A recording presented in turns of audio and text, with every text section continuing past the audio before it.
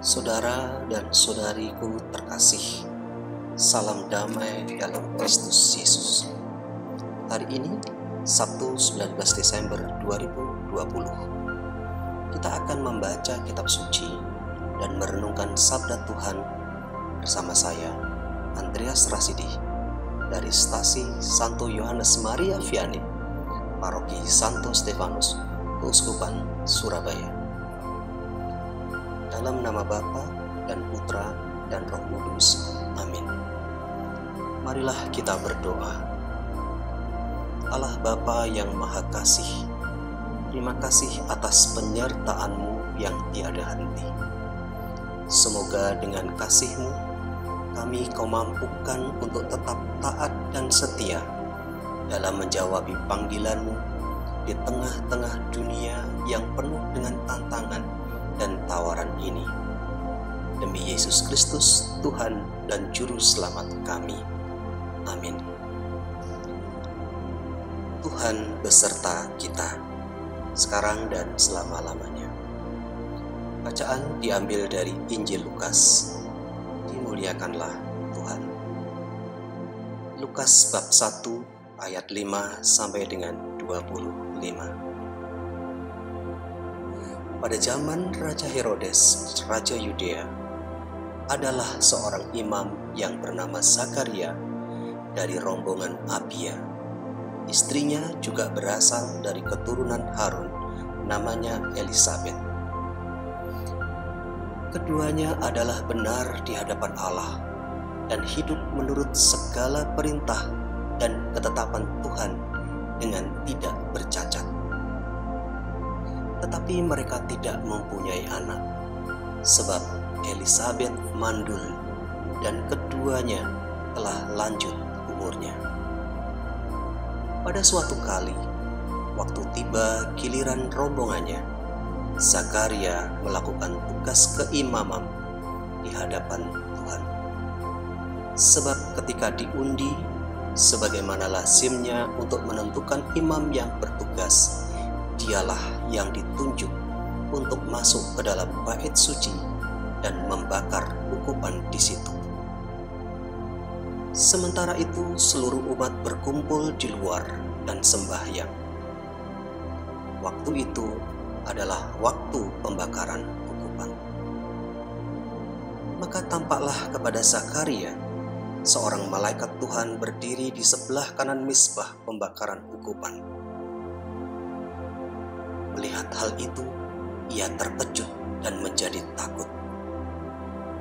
Tetapi malaikat itu berkata kepadanya, "Jangan takut, hai Zakaria, sebab doamu telah dikabulkan dan Elisabet istrimu akan melahirkan seorang anak laki-laki bagimu, dan haruslah engkau menamai dia Yohanes. Engkau akan bersukacita dan bergembira. Bahkan banyak orang akan bersukacita atas kelahirannya itu, sebab ia akan besar di hadapan Tuhan, dan ia tidak akan minum anggur atau minuman keras, dan ia akan penuh dengan Roh Kudus mulai dari rahim ibunya. Ia akan membuat banyak orang Israel berbalik kepada Tuhan Allah mereka. Dan ia akan berjalan mendahului Tuhan dalam roh dan kuasa Elia, untuk membuat hati bapa-bapa berbalik kepada anak-anaknya, dan hati orang-orang durhaka kepada pikiran orang-orang benar, dan dengan demikian menyiapkan bagi suatu umat yang layak baginya." Lalu kata Zakaria kepada malaikat itu, "Bagaimanakah aku tahu bahwa hal itu akan terjadi? Sebab aku sudah tua dan istriku sudah lanjut umurnya." Jawab malaikat itu kepadanya, "Akulah Gabriel yang melayani Allah dan aku telah diutus untuk berbicara dengan engkau dan untuk menyampaikan kabar baik ini kepadamu. Sesungguhnya engkau akan menjadi bisu dan tidak dapat berkata-kata sampai kepada hari di mana semuanya ini terjadi, karena engkau tidak percaya akan perkataanku yang akan nyata kebenarannya pada waktunya. Sementara itu orang banyak menanti-nantikan Zakaria. Mereka menjadi heran bahwa ia begitu lama berada di dalam bait suci. Ketika ia keluar, ia tidak dapat berkata-kata kepada mereka, dan mengertilah mereka bahwa ia telah melihat suatu penglihatan di dalam bait suci. Lalu ia memberi isyarat kepada mereka, sebab ia tetap bisu. Ketika selesai jangka waktu tugas jabatannya, ia pulang ke rumah. Beberapa lama kemudian, Elisabet istrinya mengandung, dan selama 5 bulan ia tidak menampakkan diri. Katanya, "Inilah suatu perbuatan Tuhan bagiku, dan sekarang ia berkenan menghapuskan aibku di depan orang." Demikianlah Injil Tuhan. Terpujilah Kristus. Saudara-saudariku yang terkasih, keyakinan yang kuat dan usaha yang tulus yang dilandasi kepercayaan yang sungguh-sungguh pada Tuhan akan menghasilkan sesuatu yang terbaik, bahkan menghasilkan sesuatu yang nampaknya mustahil bisa terjadi. Bukankah kita sering mengeluh? Mengapa harapan dan keinginan yang kita sampaikan kepada Tuhan melalui doa tak kunjung dijawab, padahal sudah melayani Tuhan? Apakah Tuhan tidak mau dengar doa-doa yang kita panjatkan? Injil hari ini mengajak kita belajar dari kehidupan sepasang suami istri yang luar biasa.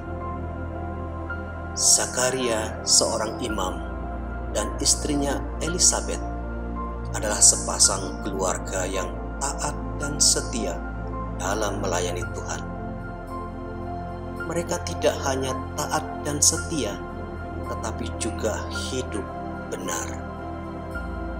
Zakaria dan Elisabet telah memberikan sikap yang teguh dan taat meski harapan dan keinginannya belum terwujud sampai lanjut usianya. Sabda Tuhan yang kita baca menyodorkan fakta bahwa kesetiaan dan ketaatan membuahkan kabar sukacita yang jauh melampaui harapan yang disampaikan oleh malaikat Gabriel. Dan yang tak kalah penting untuk dicerna dan dipahami adalah dampak ketidakpercayaan Zakaria akan kabar yang dibawa oleh malaikat Gabriel, yaitu penderitaan yang dialami oleh Zakaria dengan kebisuannya. Saudara-saudariku terkasih, apa yang bisa kita petik dari kisah hidup pasangan yang berbahagia ini? Ada 3 hal yang bisa kita jadikan pegangan agar kerinduan dan harapan kita dikabulkan oleh Tuhan Allah.